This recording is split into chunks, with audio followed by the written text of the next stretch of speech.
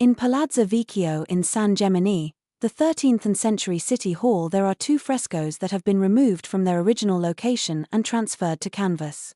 The murals were not originally in this building. We do not know their original location, perhaps the Church of San Francesco.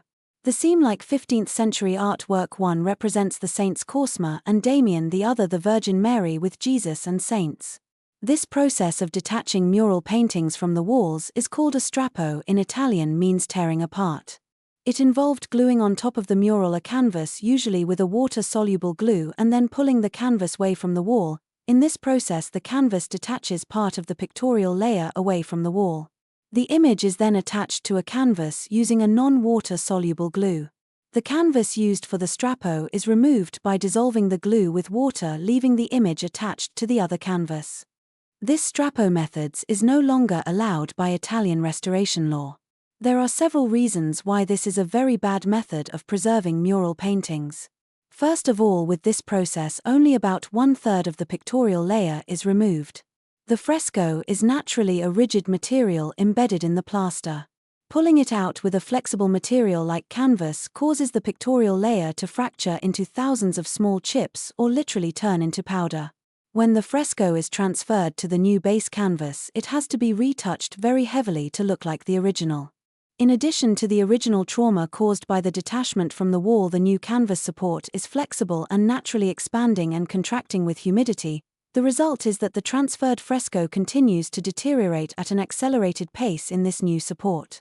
Today, Italian restoration law forbids removing historic murals from their original locations. Only in case when it is impossible to preserve the murals at their original locations they can be removed. In that case, the stacco technique must be used. This method requires that the mural be removed along with the supporting plaster, and then both be transferred to a rigid support with the same static qualities of a masonry wall. The strappo technique became popular in the first half of the 20th century because it allowed people to sell the frescoes.